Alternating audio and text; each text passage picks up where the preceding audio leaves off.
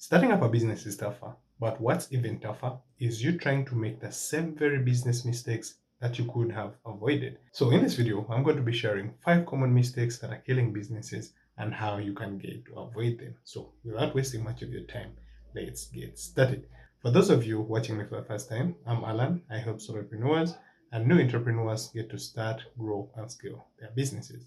So without wasting much of your time, let's get into the video. Mistake number 1 is having no clear plan. Starting without having a clear plan is just like driving without a map. And if you really don't get to understand the destination of where it is you're going to end up losing money, you're going to end up losing time, and worst of all, you're going to end up losing energy. So if you are to relate it back to business, if you don't have a clear plan of what it is that you're going to be achieving at the end of the day, then your business ceases to be a business. And most of you overcomplicate this process. You don't actually need to have a 50-page business plan.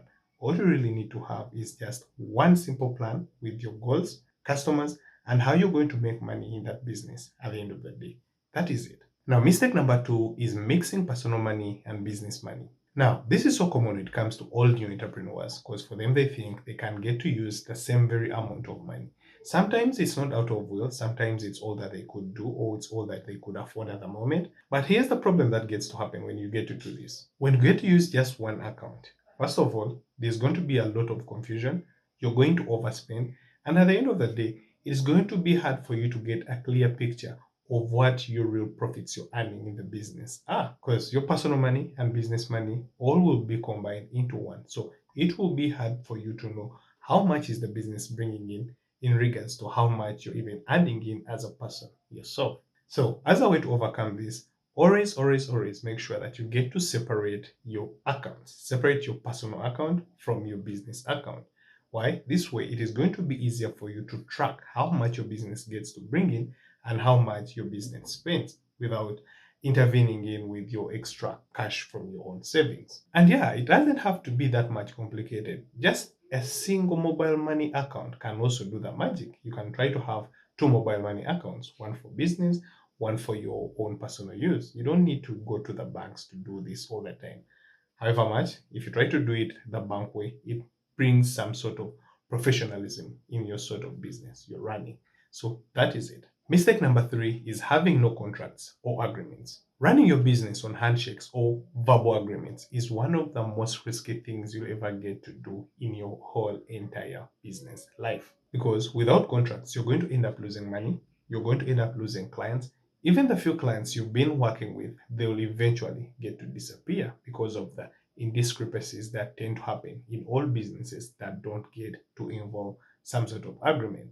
And so a rule of thumb that is going to help you walk around this kind of business killer is that always try and have some sort of agreements. And it doesn't have to be complicated because everything that complicates in the business journey is something that kills businesses. Okay, so all you need to have is just one single simple page that shows who gets what, who does what, and what is it that you guys get to share at the end of the day, or what kind of results are your clients going to have at the end of the day. That is it. So let me know, are you finding value in this video? Because if you are, then consider hitting the like button and share this video to other people who are making these same very mistakes. So let's get back into the video. Mistake number 4 is trying to ignore marketing. So this is so common to all those new entrepreneurs and solopreneurs who are just starting out in any sort of business. Because to them, they think when they get to start up a business, they'll just build a product, put up services, and then heck, customers get to come in. But let me tell you what, that is not how things work. If you don't get to promote your business, then no one else will know that your business exists. And when they don't get to understand that your business exists, then no one will ever get to come to buy from you. Meaning that now your business stops being a business and it becomes something that is just any other entity out there. So as a rule of thumb that is going to help you overcome this is always put into understanding or always engrave it in your mind that marketing isn't optional in your business. In fact, it is one lifeline that is going to hold your business from now and forever, especially if you're looking at growth for 3, 4, 10, even 100 years to come. And then lastly, mistake number 5, which is doing everything alone. Trying to wear every business hat alone in your business is going to kill progress, because at the end of the day, you're going to end up tired, you're going to end up stuck, and your business isn't going to grow. So the best ways you can get to work around this is try to do some delegation. Delegate some extra work that you have on your plate so that you get to free up enough time for yourself to think, enough time for yourself to learn, enough time for yourself to do other things that are going to lead to the growth of your business. Yeah, that is one. The second thing you really need to do, you need to start taking leverage of the tools that are available. Yeah, currently AI has come into play, and there are many various new tools. Some are cheap, some are paid for, but they get to do a lot of work that you would be doing yourself as a person. Yeah, so there are even other tools that help you to delegate accounting, help you to delegate bookkeeping. Yeah. So instead of you trying to put on the cap of a marketing team, the cap of an accountant, why not just delegate some of these tasks to these tools? They might come at a cheaper price, but that is worth it. But most important of all, when you're stuck at any one point, always get to ask for help. The people you need to ask for help from, those should be the people who are doing it.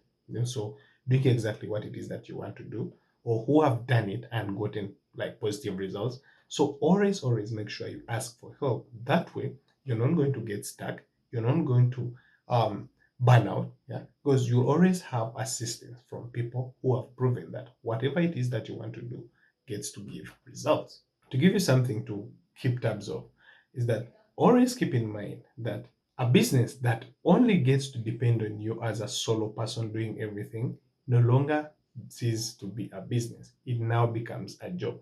And that isn't why you chose to start that business in the first place. So there you have it, the 5 common mistakes that are killing most businesses. So avoid this and your business gets to have higher chances of survival from now to even 100 years if you may. So in the comment section, I want you to let me know which of these common mistakes are you doing and what it is that you're trying to do in order to find ways around them.